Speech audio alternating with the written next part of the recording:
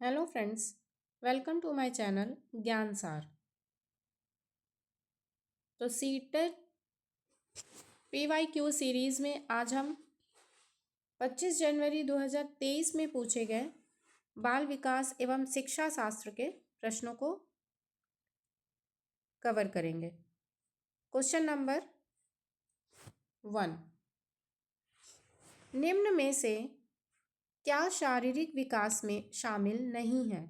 Option है शारीरिक आकार व अनुपात में बदलाव, शारीरिक प्रणाली का कार्य, प्रतिबोधक व गतिक कौशल, संवेगात्मक संप्रेषण में बदलाव। तो क्वेश्चन में पूछा गया है शारीरिक विकास में शामिल नहीं है। ठीक है, तो इसका ऑप्शन नंबर 4 करेक्ट हो जाएगा, संवेगात्मक संप्रेषण में बदलाव। क्वेश्चन नंबर 2, बच्चों के विकास का क्रम। ऑप्शन है जन्म के समय निश्चित हो जाता है, पर्यावरण से उचित सहायता के साथ बदला जा सकता है, एक समान है और सभी संस्कृतियों में विकास की गति समान रहती है, पूरी तरह से अप्रत्याशित है क्योंकि यह अव्यवस्थित है। तो बच्चों के विकास का जो क्रम है ये पर्यावरण से उचित सहायता के साथ बदला जा सकता है। ठीक है, तो इसका ऑप्शन नंबर 2 करेक्ट है। क्वेश्चन नंबर 3, समाजीकरण की प्रमुख प्राथमिक संस्था कौन सी है? ऑप्शन है पुस्तकालय, स्कूल, परिवार और सरकार। तो समाजीकरण की प्राथमिक यानी कि प्राइमरी पूछा गया। ठीक है, प्राथमिक संस्था कौन सी हो जाएगी इनमें से? परिवार। ऑप्शन नंबर 3 करेक्ट है। क्वेश्चन नंबर 4, किस चरण में बच्चे निगमनात्मक तर्क कर पाते हैं व सामाजिक मुद्दों से सरोकार रहते हैं? ऑप्शन है संवेदी चालक अवस्था, पूर्व संक्रियात्मक अवस्था, मूर्त संक्रियात्मक अवस्था, अमूर्त संक्रियात्मक अवस्था। तो निगमनात्मक तर्क कर पाते हैं व सामाजिक मुद्दों से सरोकार रहते हैं, तो इसका ऑप्शन नंबर 4 करेक्ट हो जाएगा, अमूर्त संक्रियात्मक अवस्था। क्वेश्चन नंबर 5, जीन पियाजे के संज्ञानात्मक विकास की एक प्रमुख आलोचना है कि। ऑप्शन है उन्होंने बच्चों को सक्रियकर्ताओं के रूप में नहीं देखा, उन्होंने अधिगम्य भाषा की बहुत महत्वपूर्णता प्रस्तावित की, उन्होंने समाज और संस्कृति के प्रभाव को ध्यान में नहीं रखा, उन्होंने इनाम व सजा के प्रयोग को बहुत ज़्यादा प्रमुखता दी। तो इसका ऑप्शन नंबर 3 करेक्ट हो जाएगा, उन्होंने समाज और संस्कृति के प्रभाव को ध्यान में नहीं रखा। ठीक है, क्योंकि इसमें क्वेश्चन में पूछा गया है संज्ञानात्मक विकास की प्रमुख आलोचना पूछी गई है, तो ऑप्शन नंबर 3 करेक्ट है। क्वेश्चन नंबर 6, पियाजे के अनुसार इनमें से कौन सा कारक संज्ञानात्मक विकास में महत्वपूर्ण भूमिका नहीं निभाता है? ऑप्शन है गतिविधि, अन्वेषण, भाषा, जैविक परिपक्वता। तो संज्ञानात्मक विकास में महत्वपूर्ण भूमिका नहीं निभाता है। ठीक है, पियाजे के अनुसार तो ऑप्शन नंबर 3 करेक्ट हो जाएगा, भाषा। क्वेश्चन नंबर 7, लॉरेंस कोलबर्ग द्वारा दिए गए उत्तर पारंपरिक नैतिकता के 5वें चरण सामाजिक अनुबंध अभिविन्यास में व्यक्ति मानते हैं कि। ऑप्शन है किसी क्रिया के भौतिक परिणाम ही उसका अच्छाई या बुराई निर्धारित करते हैं, नियमों का पालन करने के बदले में किसी प्रकार का लाभ मिलना चाहिए। सामाजिक व्यवस्था को बनाए रखने के लिए निश्चित नियमों को स्थापित करना और उनका पालन करना आवश्यक है। नैतिक निर्णय स्वचुने हुए नैतिक सिद्धांतों के संदर्भ में किए जाने चाहिए। तो लॉरेंस कोलबर्ग के अनुसार पांचवा चरण कौन सा है? नैतिक अनुबंधन अभिविन्यास। तो इसका ऑप्शन नंबर 4 करेक्ट हो जाएगा। नैतिक निर्णय स्वचुने हुए नैतिक सिद्धांतों के संदर्भ में किए जाने चाहिए। क्वेश्चन नंबर 8, यह विचार कि बच्चों के सीखने में उनके सांस्कृतिक संदर्भ के अनुसार उनकी सहायता व मार्गदर्शन देना चाहिए, किसने प्रस्तावित किया है? ऑप्शन है Howard Gardner, Lawrence Kohlberg, Jean पियाजे, लेव वाइगोत्स्की। तो बच्चों के सीखने में उनके सांस्कृतिक संदर्भ के अनुसार सहायता व मार्गदर्शन देना चाहिए, तो ये किसके द्वारा है? लेव वाइगोत्स्की के अनुसार। ऑप्शन नंबर 4 करेक्ट हो जाएगा।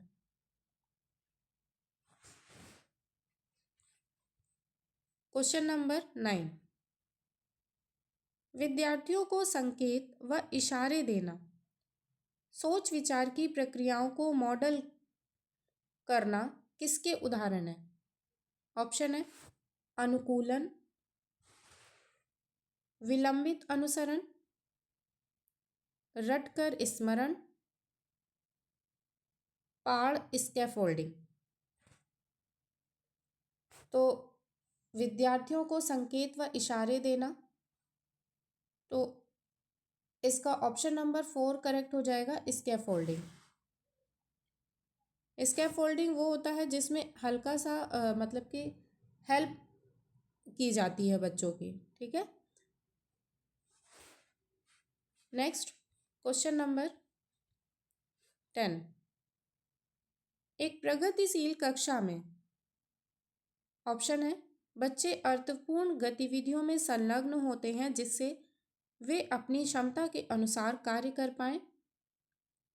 शिक्षक सभी सीखने सिखाने का केंद्र है। पाठ्य पुस्तक ही सीखने का एकमात्र स्रोत है। सभी सीखने सिखाने का केंद्र परीक्षाएं हैं। तो प्रगतिशील कक्षा की बात हो रही है, तो इसमें सीखने सिखाने का केंद्र परीक्षाएं तो नहीं हो सकती। पाठ्य पुस्तक ही सीखने का एकमात्र तो कुछ भी स्रोत नहीं हो सकता। और शिक्षक सभी सीखने सिखाने का केंद्र है, तो इसमें प्रगतिशील कक्षा की बात हो रही, तो इसमें जो केंद्र है वो शिक्षक क्यों होगा? ठीक है, तो इसका ऑप्शन नंबर 1 करेक्ट है। बच्चे अर्थपूर्ण गतिविधियों में संलग्न होते हैं जिससे वे अपनी क्षमता के अनुसार कार्य कर पाए। क्वेश्चन नंबर 11, रिक्त स्थान वाले व्यक्ति विशिष्ट स्वरों, लय, ताल के बीच अंतर करने में सक्षम होते हैं जिसे पहचानने में अन्य चूक सकते हैं। ऑप्शन है तर्क गणितीय बुद्धि, शारीरिक गति संवेदनात्मक बुद्धि, अंतर्वैयक्तिक बुद्धि, संगीतमय बुद्धि।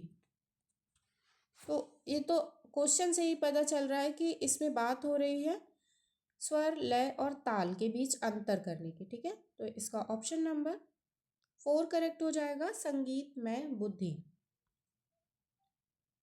क्वेश्चन नंबर 12, लेव वाइगोत्स्की के अनुसार भाषा, ऑप्शन है कि संज्ञानात्मक विकास में कोई भूमिका नहीं है, संज्ञानात्मक विकास में बेहद महत्वपूर्ण है, संज्ञानात्मक विकास में बाधा डालती है, संज्ञानात्मक विकास के पीछे रहती है।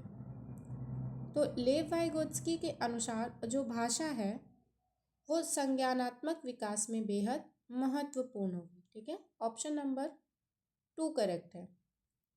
क्वेश्चन नंबर 13, कथन है, माध्यमिक स्कूल के शिक्षकों के लिए यह महत्वपूर्ण है कि वे मीडिया में जेंडर रूढ़िवादिता के चित्रण को आलोचनात्मक रूप से देखने के लिए छात्रों को सक्षम करें। तर्क है, मीडिया समाजीकरण की एक महत्वपूर्ण संस्था है। तो इसका ऑप्शन नंबर फर्स्ट करेक्ट हो जाएगा। ए और आर दोनों सही हैं और आर सही व्याख्या करता है ए की। क्वेश्चन नंबर 14, बच्चों के आकलन के बारे में निम्नलिखित में से कौन सा कथन सही नहीं है?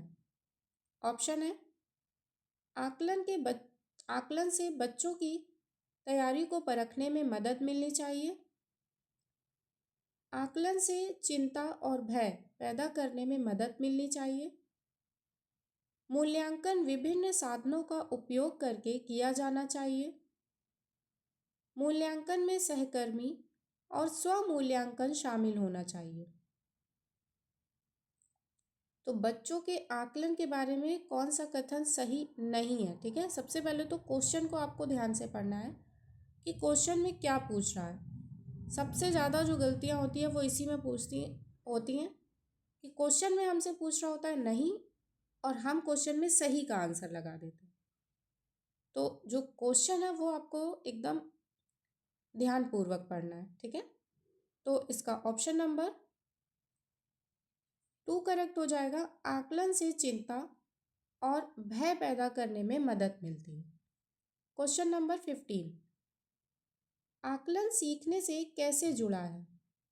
ऑप्शन है, आकलन और सीखने के बीच कोई संबंध नहीं है। आकलन सीखने के अंत में होना चाहिए। आकलन सीखने का एक अभिन्न अंग होना चाहिए। सीखने को मूल्यांकन के आधार पर निर्देशित किया जाना चाहिए। तो आकलन सीखने से कैसे जुड़ा होगा? ऑप्शन नंबर 3 करेक्ट हो जाएगा। इसमें आकलन सीखने का एक अभिन्न अंग होना चाहिए। क्वेश्चन नंबर 16, विद्यालयों में समावेशी शिक्षा, ऑप्शन है, को किसी व्यक्ति या समूह विशेष के प्रति दृष्टिकोण के परिणाम स्वरूप उपजी भेदभावकारी और बहिष्कारी गतिविधियों को दूर का उद्देश्य रखना चाहिए। ऑप्शन 2 है, को विशिष्ट अधिगम आवश्यकताओं वाले बच्चों के समूह की पहचान करनी चाहिए, उनकी वर्गीकरण करना चाहिए व उनको उचित रूप से लेबल करना चाहिए।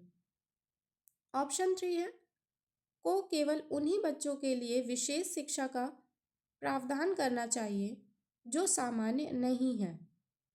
ऑप्शन 4 है, को बच्चों की एकेडमिक योग्यताओं के आधार पर उनका पृथकीकरण करना चाहिए।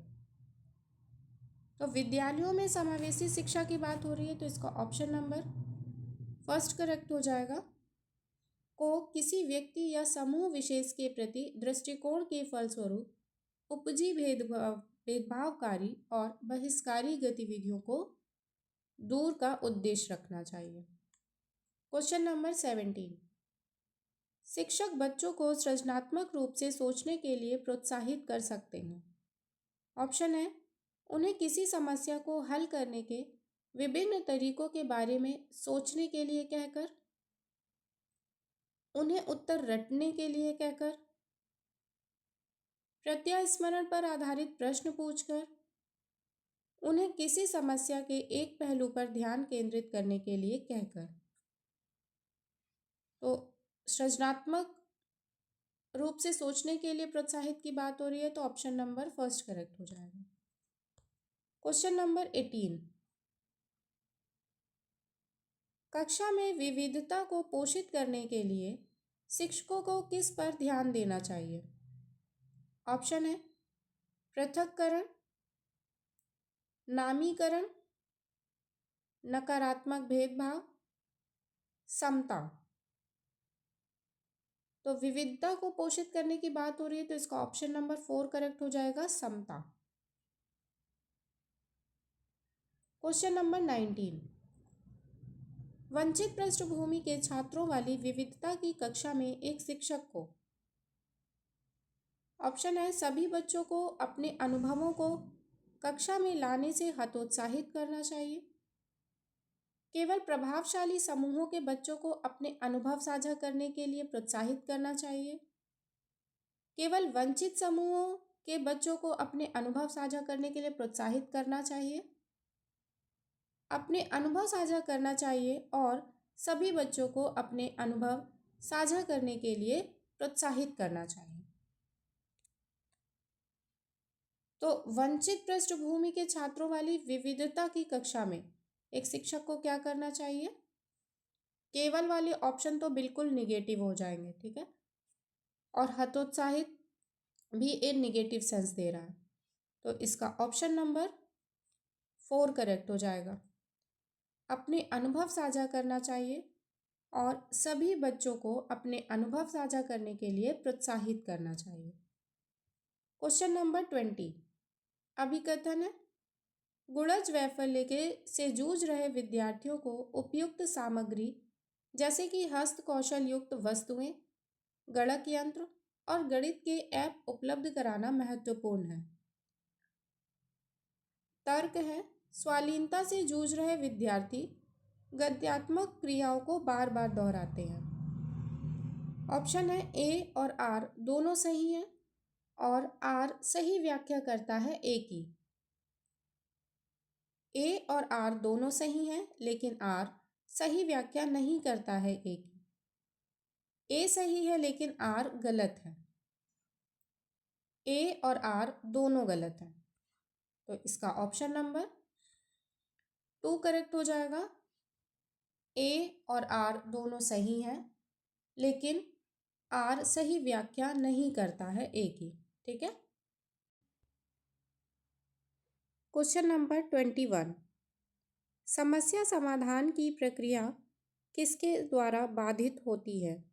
ऑप्शन है अनुरूपित सोच, स्वाभाविकता, साधन लक्ष्य विश्लेषण, प्रकार्यात्मक स्थिरता।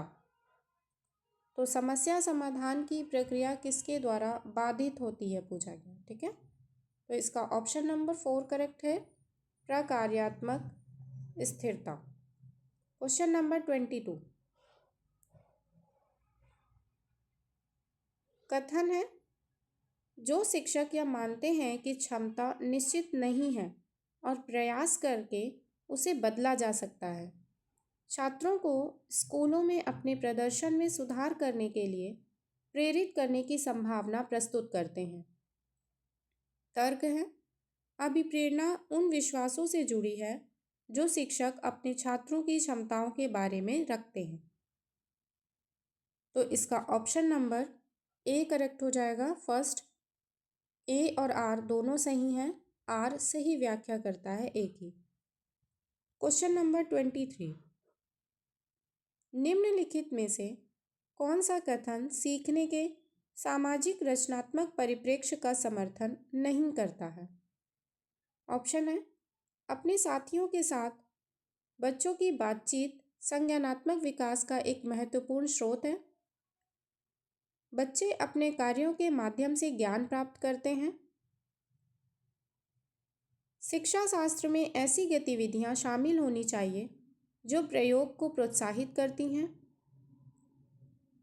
मूल्यांकन शिक्षण के अंत में ही किया जाना चाहिए।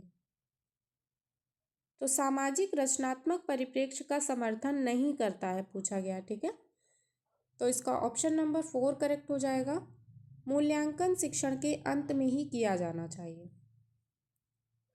क्वेश्चन नंबर 24, कथन है, अर्थपूर्ण अधिगम सुनिश्चित करने के लिए विद्यार्थियों से यह अपेक्षा की जानी चाहिए कि वे ज्ञान को ठीक उसी तरह से पुनरुत्थित करेंगे जैसे उन्होंने उसे ग्रहित किया है। तर्क है, अधिगम बच्चों द्वारा ज्ञान को निष्क्रिय रूप से प्राप्त करने और उसका पुनरुत्पादन करने की प्रक्रिया है। तो इसका ऑप्शन नंबर 4 करेक्ट है, जिसमें ए और आर दोनों गलत है। Question number 25। चारू की किसी विषय में कोई अभिरुचि नहीं है तथा वह केवल परीक्षा में उत्तीर्ण होने के लिए पढ़ती है। चारू ऑप्शन है आंतरिक रूप से अभिप्रेरित है, असफलता स्वीकार्य विद्यार्थी है, महारत उन्मुख विद्यार्थी है, असफलता परिहार विद्यार्थी है। तो केवल परीक्षा में उत्तीर्ण होने के लिए पढ़ती है, तो इसका ऑप्शन नंबर 4 करेक्ट है, असफलता परिहार विद्यार्थी है। Question number 26। निम्नलिखित में से कौन सी कार्यनीति अधिगम के लिए एक प्रभावी रणनीति नहीं है? ऑप्शन है अर्थहीन अनुवाचन, अपने किसी साथी को समझाना, स्वयं से प्रश्न करना, अवधारणा मानचित्र बनाना। तो कार्यनीति अधिगम के लिए एक प्रभावी रणनीति नहीं है, तो इसका ऑप्शन नंबर फर्स्ट करेक्ट हो जाएगा, अर्थहीन अनुवाचन। Question number 27। मध्य विद्यालय की कक्षा में किस प्रकार का वातावरण बनाने पर जोर दिया जाना चाहिए? ऑप्शन है सहयोगात्मक और सहकारात्मक, प्रतिस्पर्धात्मक और व्यक्तिवादी, वेधन और रटना, भय और तनाव। तो इसका ऑप्शन नंबर फर्स्ट करेक्ट हो जाएगा, सहयोगात्मक और सहकारात्मक। Question number 28। नई शिक्षा नीति 2020 जैसी समकालीन नीतियां सीखने के किस शिक्षा से शास्त्र को प्रस्तावित करती हैं? ऑप्शन है शिक्षक केंद्रित, अनुभवात्मक, व्यवहारवादी, पाठ्यपुस्तक केंद्रित। तो इसका ऑप्शन नंबर 2 करेक्ट हो जाएगा, अनुभवात्मक। Question number 29। बच्चों को नई अवधारणाओं के परिचय का क्रम क्या होना चाहिए? ऑप्शन है वैश्विक से स्थानीय, अमूर्त से ठोस, अनुप्रयोग से संप्रत्यात्मक समझ, परिचित से अपरिचित। तो नई अवधारणाओं के परिचय का क्रम परिचित से अपरिचित, ठीक है। ऑप्शन नंबर 4 करेक्ट है। Question number 30। विद्यालय में विद्यार्थियों का अर्थपूर्ण अधिगम रिक्त स्थान से नकारात्मक रूप से प्रभावित होता है और रिक्त स्थान से सकारात्मक रूप से प्रभावित होता है। ऑप्शन है बहिष्करण व्यवहारों और शिक्षार्थी केंद्रित शिक्षा शास्त्र, बहिष्करण व्यवहारों और परीक्षा उन्मुख शिक्षा शास्त्र, समावेशी व्यवहारों और परीक्षा उन्मुख शिक्षा शास्त्र, समावेशी व्यवहारों और शिक्षार्थी केंद्रित शिक्षा शास्त्र। तो इसका ऑप्शन नंबर फर्स्ट करेक्ट हो जाएगा, विद्यालय में विद्यार्थियों का अर्थपूर्ण अधिगम बहिष्करण व्यवहारों से नकारात्मक रूप से प्रभावित होता है और शिक्षार्थी केंद्रित शिक्षा शास्त्र से सकारात्मक रूप से प्रभावित होता है, ठीक है। तो ऑप्शन नंबर कौन सा करेक्ट है इसका? फर्स्ट। आज की वीडियो यहीं समाप्त होती है। वीडियो पसंद आए तो वीडियो को लाइक, चैनल को सब्सक्राइब ज़रूर करें। Thank you.